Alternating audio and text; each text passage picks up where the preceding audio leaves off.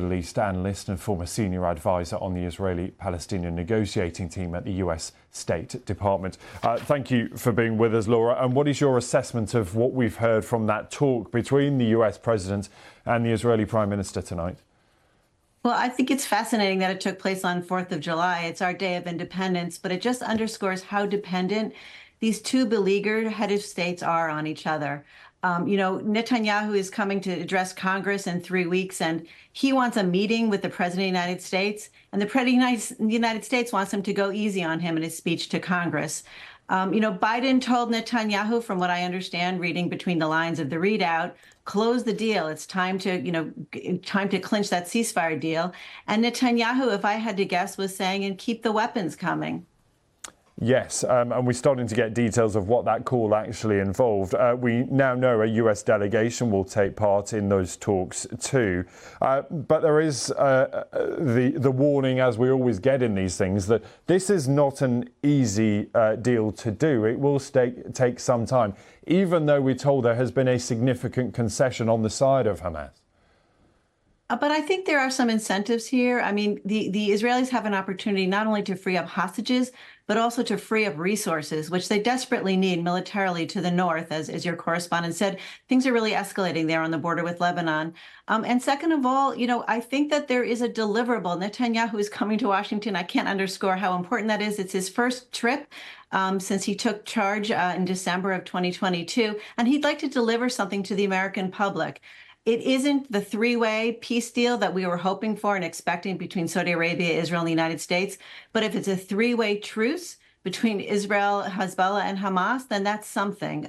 After all, with this one ceasefire deal in Gaza, you can end two wars with one truce, because Hezbollah has said publicly that they will stop their cross-border attacks once the war dies down between Israel and Hamas. Yes, and that use of the word truce is important rather than ceasefire, because we understand that one of Hamas's its initial demands was that there must be a ceasefire before anything else could go ahead.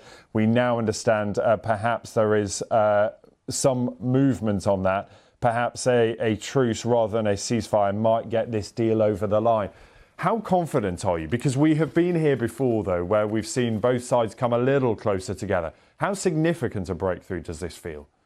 Well, I believe that the only way forward is through the fog. Ambiguity gives you the maneuverability that you need for a ceasefire or a truce or whatever you want to call a calm for calm. If we go, eye for an eye or all Middle East on this. And Hamas, for the first time, does seem incentivized.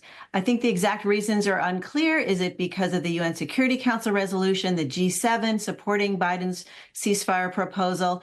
It's a sense that the whole world is sort of shifting and holding Hamas accountable for the next step. That's one reason. And Netanyahu is also incentivized. We as Americans trying to mediate have always said, and I firmly believe this when I worked at the State Department, you can't want it more than the parties. And it seems like for at least for right now, we have this 2 or 3 week window where they seem to want it too.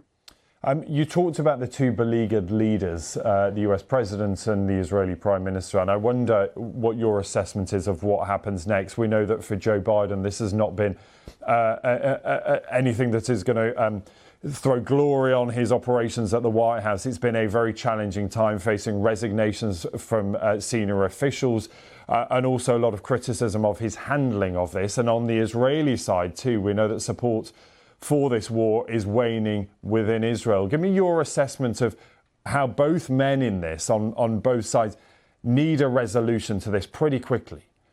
Well, yeah, it may not be a win for them, the win that they were hoping for, but at least we're taking away a loss. We're removing a burden. For Biden, look, it's a bandwidth issue. He's just been so distracted, understandably, by this, blow up, which we wasn't expecting in the Middle East. And for Netanyahu, he's all about the get out of jail free card. He's just trying to hold on to power, because if he's removed from power, then he faces charges for domestic corruption at home. So both of them, again, it's almost, I think of it like sometimes like a lifeguard. There's this issue of double drowning. Sometimes when you try to rescue somebody, the person is thrashing around so much they can bring the lifeguard down with them. I think both of them are in danger of that. So they're just going to kind of tread water and get to a better place.